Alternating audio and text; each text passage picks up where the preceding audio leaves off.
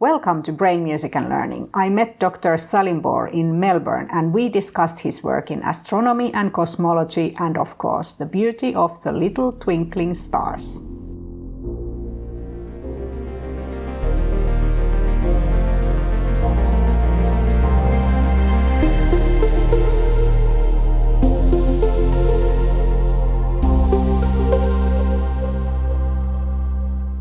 So my first question, of course, is please tell me about your research. Right, so I'm a research fellow, an Alfred Deakin research fellow, and an associate scientist at the Max Planck Institute for Astronomy, Office of Astronomy for Education. So my research is between astronomy and education. Mm-hmm. And I try to essentially use astronomy as a context for teaching all the other things that need to be taught. Rather than teaching astronomy. Mm-hmm. And so I tend to move between the science and the education.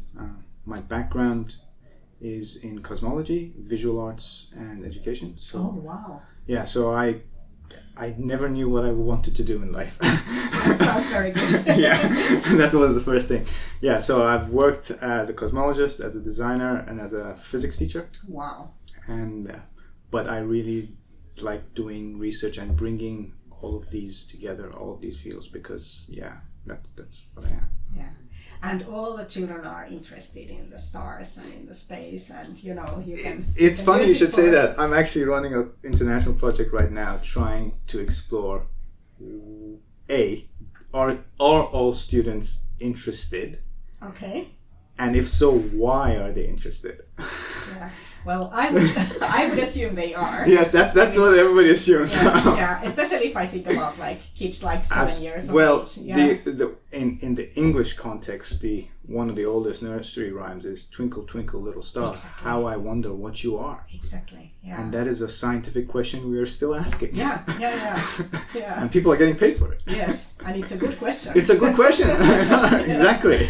Yes. And then the distances, how far everything how is. Far things are. Yeah. But I think for me, astronomy connects cultures across borders because we're under one sky. Yeah. And the Earth is, if you consider the Earth being the spaceship traveling around, everybody's on one spaceship. Mm-hmm. Very big spaceship, but it is the same. And every culture around the world has some connection in some way to the stars, to the sky, to the universe. So I'm trying to explore it from that idea that the connection that we have is beyond all the differences that we bring up. So when you get a group of people and you talk to them about the universe, each one of them will tell you a story. Oh yeah.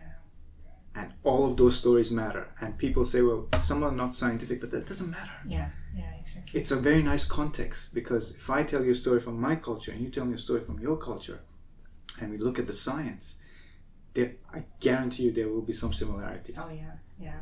And of course it's one of the very fundamental beginnings of science, to study the space and to study the skies and how the stars are moving and so on. Astronomers have this saying, astronomy is the oldest science, and they're very proud of it. I love it. And I always say, well, actually cosmology is older. Okay.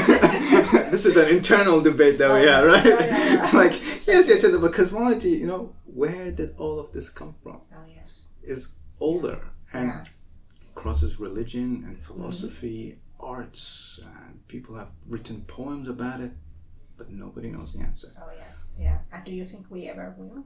I don't think we should ever know the answer. Okay. Because I think the beauty, the aesthetics of it is that mystery that the universe has.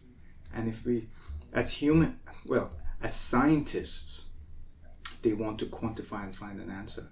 But I think the beauty of science is also the mystery that will remain. Mm-hmm. And everybody has an opinion about that mystery, which is also great.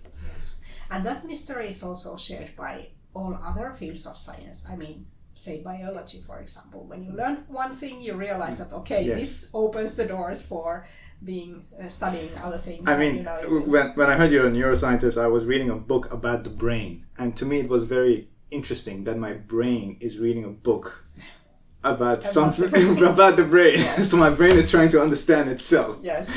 Which to me was there's a lot we don't know. I Yeah. think we know a lot more about the universe than we know about the human brain. Yeah. There is this internal discussion in neuroscience that is it ever going to be possible to understand the brain, because the brain is the only weapon we have to try to understand the brain. So maybe it's not possible. It's not possible. You have to be outside the brain Yes. to actually get the Yes. brain. Yeah. That's why we study animal brains Yeah. too. Yeah. Okay. Just to find a little bit more simple system to study. Yeah. Yeah. So Please tell me about the connection to arts. So, I mean, the connection to arts really kind of started. I studied design. Well, I had studied physics, but then I studied design. And within design, because I really like the philosophical aspects of any field I'm studying, when I looked at design, when I looked at art, I was seeing hints of inspiration for science. And so there was always this debate that arts and science are different fields. You know, science is an objective thing. Art can be whatever. It's very subjective. And they talk about, people being right brain and left brain and artists. I'm an artist, I'm a scientist. But I thought when you actually look at the fields as one clump, it's about knowledge. Yeah. Ciencia means knowledge. It doesn't mean a discipline, it means knowledge. Now you can build that knowledge in arts, you can build that knowledge in the physical sciences, you can build it in humanities, you can build it in all of these. And so for me, it was really about giving education and this idea that we put students in these classrooms, go to physics classroom, go to science, mathematics, the arts, and they never see the connection or how to actually take this knowledge from here, use it there, and take that knowledge from here and use it there. And I thought, I was lucky and fortunate as an astronomer, I get to be able to bring arts very easily into it, the poetry, and I'm talking arts more broadly, visual, poets, drama, stories. Yeah. And so I wanted to use that context, that collective context, to kind of position education. I don't think it can be applied. I'm not thinking of applying it to policy. Mm-hmm. I'm thinking about impacting that small group, which will impact another group, which will impact another group, and giving teachers the opportunity and students to see those connections. I think what has been missing, and I think education starts and then it grows, but I think what has been missing along the way is the connections. And when you look back at curriculum, when you go back to the quadrivium and trivium, arts and astronomy were connected. Yes, they were part of it. They're fundamental to us as humans. Yeah. And so I thought, we have this thing already there for hundreds of thousands of years, and we're not using it. Yeah. Yes, the sun is the first thing the child draws on the paper when they try to draw a portrait of themselves. They draw the line for the ground and then the sun. So that would be the first. Yeah. I have the feeling that arts and then research, on the other hand, those are the ways that humankind has to answer difficult questions. I mean, easy questions are easy to answer, everyday questions, but when you start thinking about fundamental questions, so you can go to research and you can try to find the answer there, and at the same time you have to go to the arts and also try to find the answer there. Yes, because it is a human endeavor. Yeah, exactly. And you can't a lot of people try to be objective about everything, but you can't. At a fundamental level, you have to consider that lens. If you don't, you're missing half of the story. Yeah. You're missing the story. It doesn't work. Yes. And coming back to the PISA ratings, so how would you ever be able to measure that kind of skill? I don't think you can measure it. I think you can see it. Yeah. But maybe it's sort of like the Heisenberg uncertainty principle for me, right? You try to measure the position of something, you miss some other information. And I think that's the same thing with measuring humans at a cognitive level, at a social level. When you start measuring it, you lose the other parts of the story. So I think you can't measure it, but you can tell a story about the story. And I think about it in different ways, different classrooms. In one classroom, your impact is quite different than a different classroom in a different country. And what you would consider as impactful in one context may not be really impactful in another context. Yeah. But a little thing will be there in that context that will be impactful. You know, when I go and give a talk to a group of students, young students, even kindergarten, I remember the first time somebody asked me, can you come and talk to kindergarten students? And that was new to me. Yeah. I mean, I'd spoken with kids, but this group of kids, and I was talking about the universe and astronomy, and I realized the things that I'm talking about, I was talking about the New Horizons mission. These kids were not born when the spacecraft was launched, but they actually are now seeing images of Pluto for the first time like every other human being. And to me, it was like, wow, how do you talk to these? I mean, they're smart, they can, but how do you? It was just amazing. Yeah. That feeling that you go, I actually don't know how to talk to these kids right now. And they have a lot of questions. They have a lot of questions. And how do you talk about these things when their experiences of the world are limited compared to yours, compared to everything around them? But after that, I got an email from one of the teachers, and they said, they're still asking me about these things, and I don't know what to tell them. Yes, exactly. And that would be the worst thing for the teacher to say, that, yeah, let's talk about something else.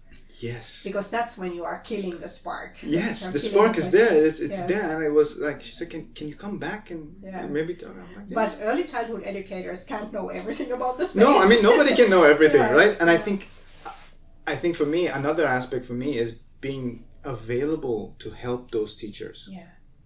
To kind of support them. I think a lot of teachers value that they can write an email to someone and say, can you just help me with this? Really help me? I remember when I was teaching in physics, I was in the classroom and the period had just finished, and the year 7 teachers were teaching students about the phases of the moon. And after the teacher came in and said, this student has drawn this, but I can't figure out what's wrong. And I said, well, they're trying to do 2 things in one drawing. They're trying to look at the phases of the moon from space and the Earth in the same diagram. Okay. And it's confusing everyone. It's confusing me. I do this for a living. Yeah. And she said, oh, right. And it was really wonderful for her to say, all right. I said, just separate them. Mm-hmm. This is the Earth view. This is the space view. Solved. Yes. Wow. And so I think there is something in there.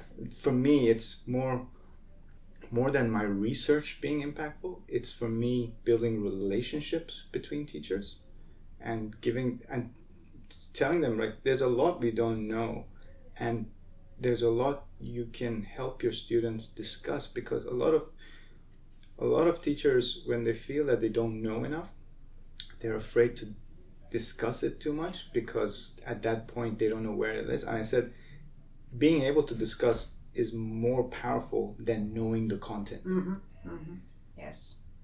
Yes, and it's always good to answer that. I don't know the answer, but I know that there is an answer. There is somebody somewhere somewhere working it. And if there is no answer, what could the answer be? Yeah, that's the most interesting. Yeah, what could the answer be? Yeah, exactly. Yeah. So, my final question is: what do you want to say to the Finnish teachers? Be passionate. Whatever you're doing, the universe is beautiful, right? And be passionate about the beauty of the universe, because students can pick that up easily.